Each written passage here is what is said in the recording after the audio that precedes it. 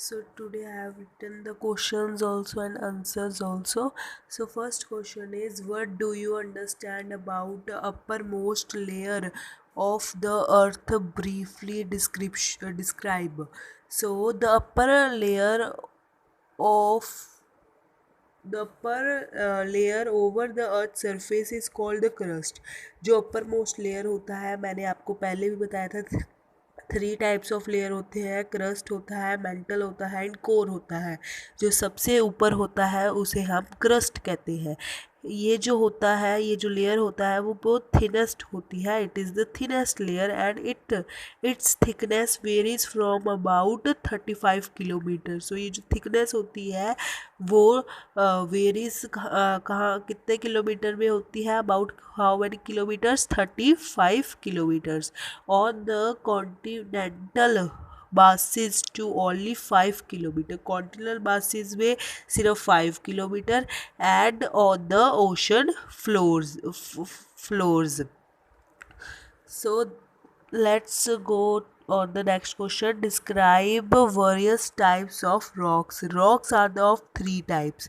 So rocks मैंने आपको पहले भी बताए थे, they are of three types. One is you can see igneous rocks, sedimentary rocks, metamorphic rocks. जो igneous rocks होते हैं, अब हम पहले उसके बारे में बात करेंगे. When the molten magma cools, it becomes solid. Rocks thus formed are called igneous rocks.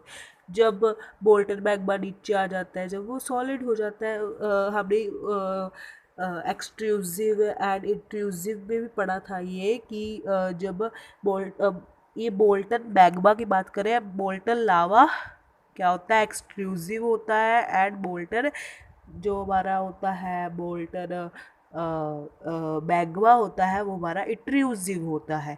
तो अभी हम बोल्टन मैग्मा की बात करें, when the Bolton magma cools it become solid, जब वो ठंडा हो जाता है, जब सॉलिड हो जाता है, तब वो इग्नियस रॉक्स फॉर्म करता है। इग्नियस रॉक्स का दूसरा नेम आपको पता होगा, वो होता है प्रीमेरी रॉक्स, PRIMARY rocks.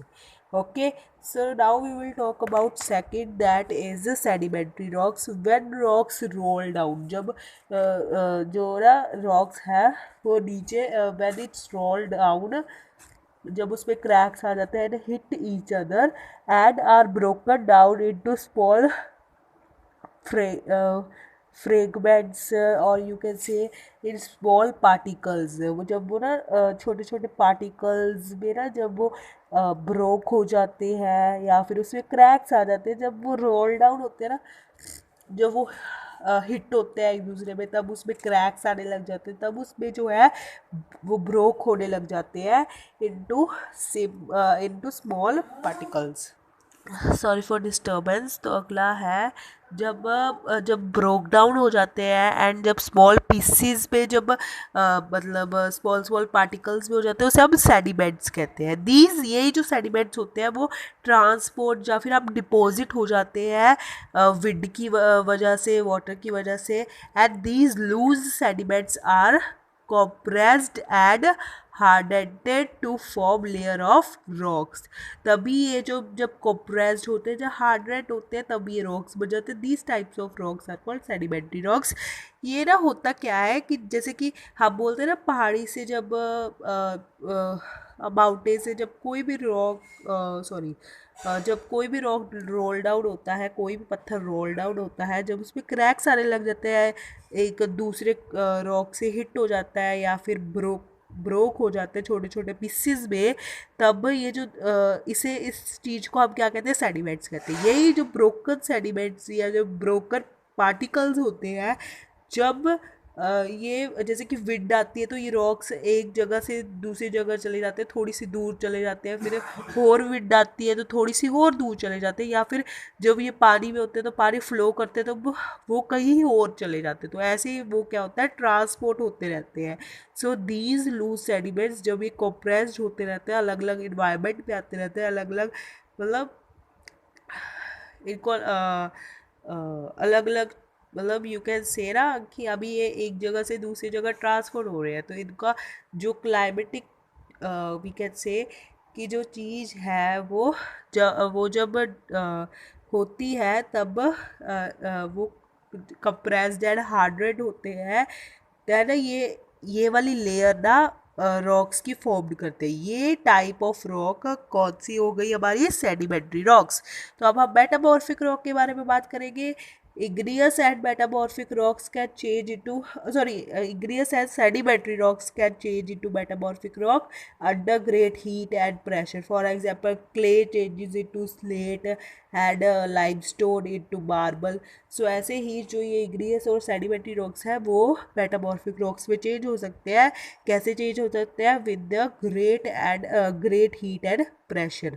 जैसे कि फॉर एग्जांपल यू कैन से कि जो क्ले है वो स्लेट में जब चेंज हो जाता है, या फिर लाइमस्टोन है जो मार्बल में चेंज हो जाता है। तो अब हम बात करेंगे लावा की। तो लावा एक एक गर्म सी रेड मैग्मा हम कह सकते हैं।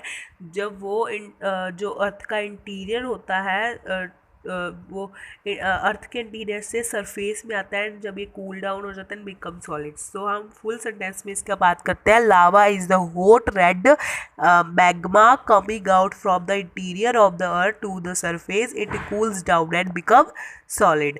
अब ये अगला question fourth, I think fourth है। तो व्हाट आर फॉसल्स? अब फॉसल्स क्या होते हैं?